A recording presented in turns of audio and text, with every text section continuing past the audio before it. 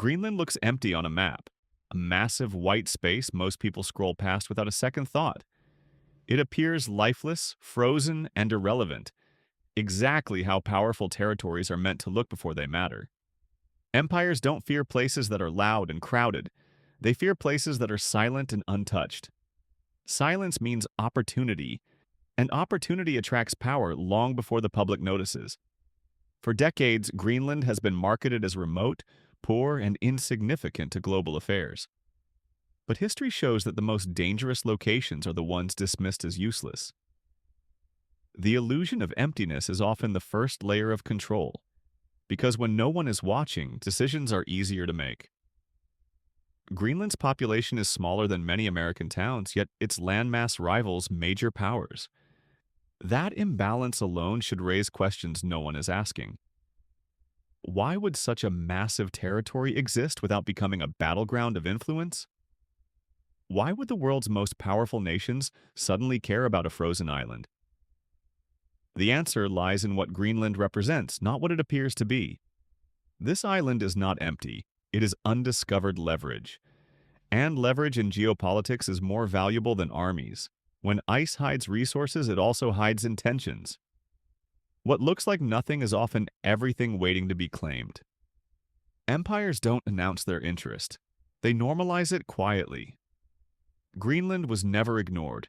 It was being patiently observed, and observation is always the first step before control. Throughout history, empires expand toward the edges once their centers are secure.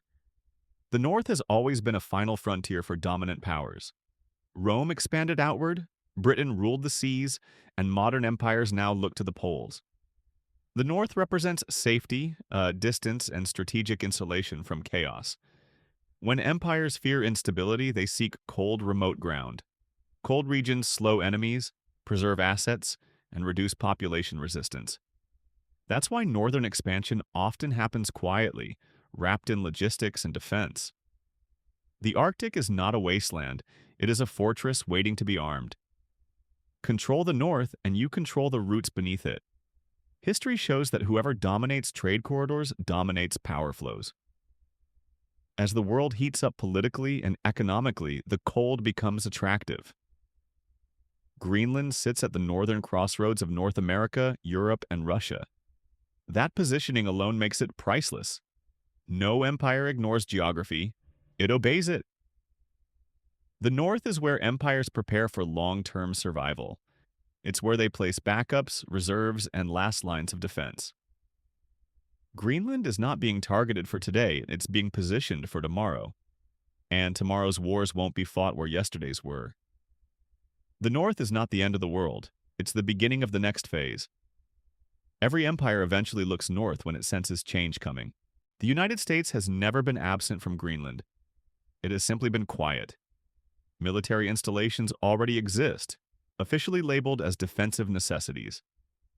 Radar systems, air bases, and surveillance infrastructure are embedded into the ice. These are not temporary structures, they are long-term commitments.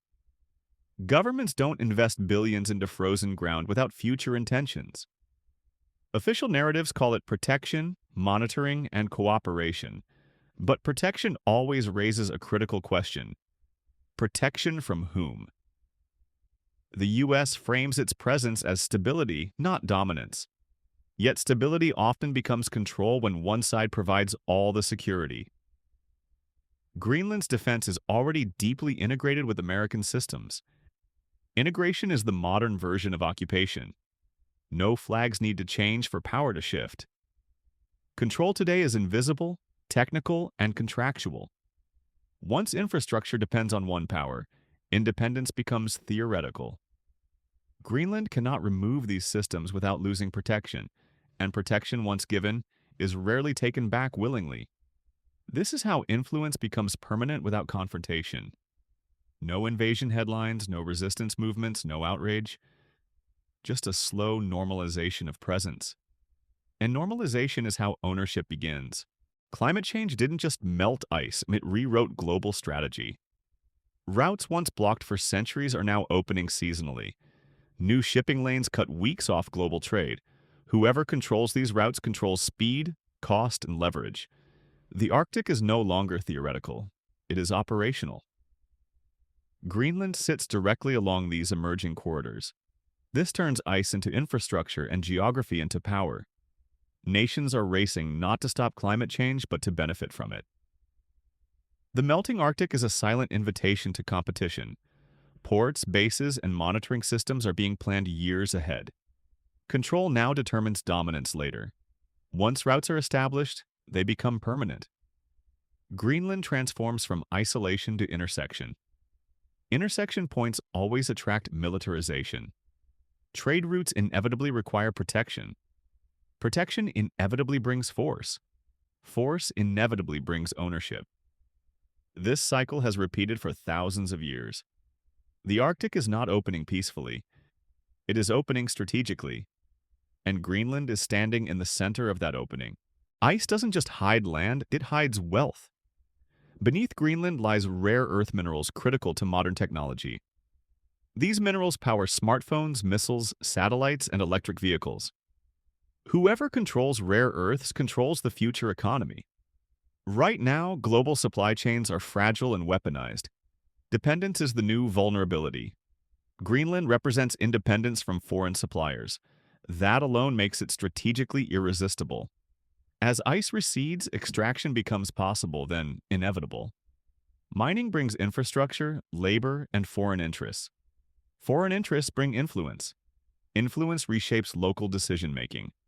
Greenland's economy could become dependent before it becomes wealthy. Dependency is easier to manage than resistance. Resources have always justified intervention throughout history. They are framed as development, progress, and opportunity. But resources rarely benefit those who sit on them. They benefit those who extract, protect, and export them. Under the ice is not just mineral wealth, it's leverage. And leverage changes everything. China never announces its intentions loudly. It tests boundaries where silence already exists. Greenland appeared on Beijing's radar long before headlines ever mentioned it.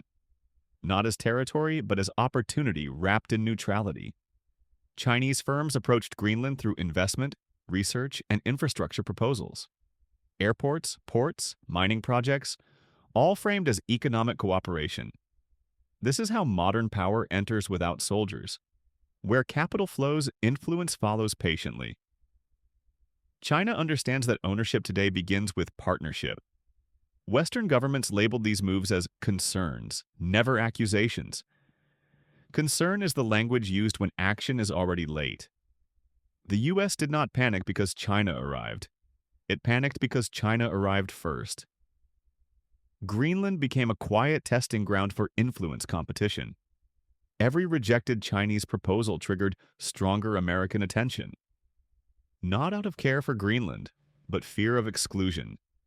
Empires tolerate many things, but not rivals near their borders. China's interest reframed Greenland from peripheral to critical overnight. Once a rival sees value, the game changes permanently. Greenland stopped being neutral the moment others wanted it. The island became a signal, not a place. And signals always demand a response. Russia does not view the Arctic as expansion. It views it as survival memory. Cold terrain shaped Russian history, defense, and endurance. The Arctic is where Russia feels strategically comfortable. Over the last decade, Moscow has rebuilt Arctic bases once abandoned. Airfields, missile systems, and ice-capable fleets returned quietly. This wasn't provocation, it was preparation. Russia expects the Arctic to become contested ground. Greenland sits directly across this emerging frontier. Geography turns proximity into threat without intention. The US sees Greenland as early warning against Russian reach. Radar and detection systems are not defensive luxuries. They are necessities. Whoever controls Greenland sees first and reacts first. In modern warfare, reaction time decides outcomes. Russia understands this, and so does Washington. This isn't about conflict today, but positioning for tomorrow. Militaries plan decades ahead, not election cycles. Greenland becomes a stabilizer or vulnerability depending on who dominates it. Neutral ground doesn't survive between competing powers, it becomes absorbed into one system or another. The Arctic remembers every empire that failed to prepare. Officially, Greenland belongs to the Kingdom of Denmark. Legally, sovereignty appears clear and uncontested. Operationally, power tells a different story. Denmark cannot defend Greenland alone. Security responsibilities quietly fall to NATO, and by extension, the United States. Defense dependence reshapes authority over time. Decisions start requiring approval, coordination, and alignment. Alignment slowly replaces independence. Greenland's autonomy exists within boundaries defined by larger powers. When security is outsourced, leverage is surrendered. Denmark manages governance, not strategy. Strategy belongs to those with assets on the ground. American infrastructure outweighs Danish political control. This imbalance makes formal ownership symbolic. Symbols satisfy law, not power. Greenland's future cannot contradict American security interests. When interests collide, protection always wins. This is not coercion, it's structural inevitability. Modern empires don't conquer governments, they outgrow them. Denmark still signs documents, but the direction is already set. When Trump suggested buying Greenland, the world laughed.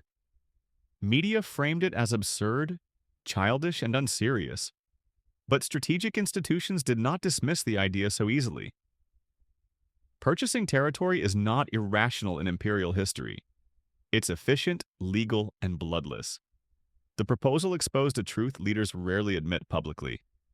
Greenland's value had already been calculated. The joke wasn't the idea, it was saying it out loud. Empires prefer quiet expansion, not public negotiation. Trump violated the unspoken rule of subtlety. After the backlash, discussion didn't end. It went underground. Strategic interest doesn't disappear because optics fail. It simply changes language. Acquisition became partnership. Ownership became responsibility. Control became protection. The goal never changed, only the narrative did. History often mocks the messenger, not the message. Greenland didn't become less valuable after the laughter faded. It became more carefully pursued. NATO presents itself as a defensive alliance. Defense, however, requires positioning before threats materialize. Greenland fits perfectly into NATO's northern shield. Surveillance, interception, and deterrence converge there. Once integrated, separation becomes impossible. NATO does not need ownership to exercise control. Standardization of systems achieves the same result. Bases operate under shared command structures. Shared command dilutes local authority. Greenland becomes part of a larger machine. Machines do not respect borders, they optimize efficiency. Efficiency demands permanence. Temporary measures quietly turn permanent. Security architecture hardens over time. Reversal becomes unthinkable. Greenland's role shifts from protected land to strategic asset. Assets are maintained, not consulted. This is how alliances reshape geography, not through force, but through necessity. And necessity is the most persuasive justification of all. Greenland is not important because of where it is, but because of what passes near it when the world shifts. As Arctic routes open, traffic doesn't disperse evenly. It funnels through narrow corridors that demand control. Choke points are where empires stop pretending trade is neutral. Whoever governs the flow of goods governs the rhythm of economies far away. Greenland sits above emerging routes that shorten distances between continents by weeks.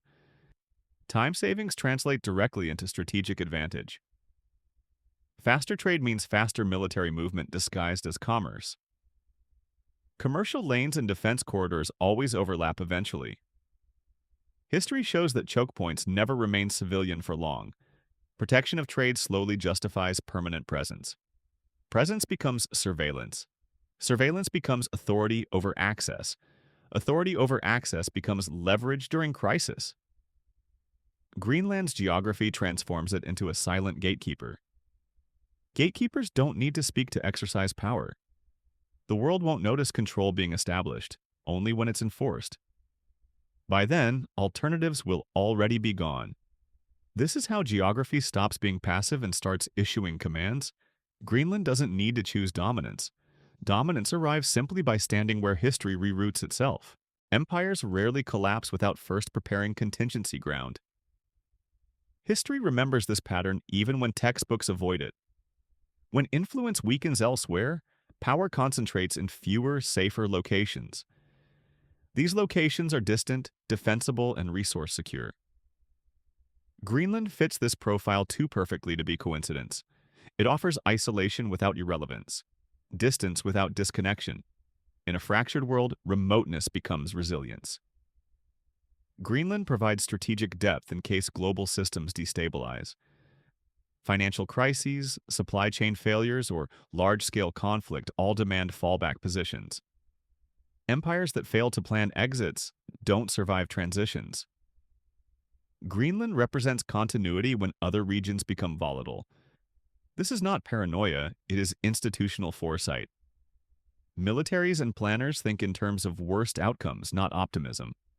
The island becomes a geopolitical lifeboat. Lifeboats are never shared equally. They are secured early and defended fiercely. Control over Greenland is control over future options.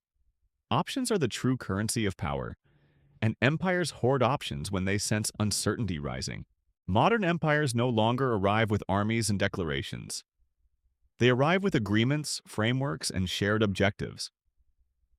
Control today is administrative before it is physical. First comes cooperation, then dependency disguised as efficiency. Systems integrate quietly while sovereignty remains on paper. Over time, decisions require coordination instead of consent. Coordination slowly replaces choice. Infrastructure locks in relationships long before politics reacts. Once systems are interconnected, withdrawal becomes too costly. This is how permanence is achieved without confrontation. Greenland's defense, economy, and logistics begin to align outward. Alignment narrows future pathways. Narrow pathways make alternative futures unrealistic. No takeover announcement is needed when exit becomes impossible. This is not conquest, it is absorption. Absorption feels voluntary until resistance becomes impractical. By then, the debate is already over. Control is complete long before anyone names it. History later pretends it happened naturally. Every strategic takeover has a moment when reversal quietly dies. It is never announced and rarely recognized at the time. It happens when dependence outweighs autonomy, when protection costs less than independence, when alternatives exist only in theory. Greenland is approaching that threshold. Defense systems, trade reliance, and strategic planning converge. Each layer adds friction to the idea of separation. Political autonomy remains, but operational freedom erodes. At a certain point, choice becomes symbolic. Symbols comfort citizens but don't alter outcomes. The world continues calling Greenland autonomous, but autonomy without leverage is ceremonial. Once the point of no return is crossed, intentions no longer matter.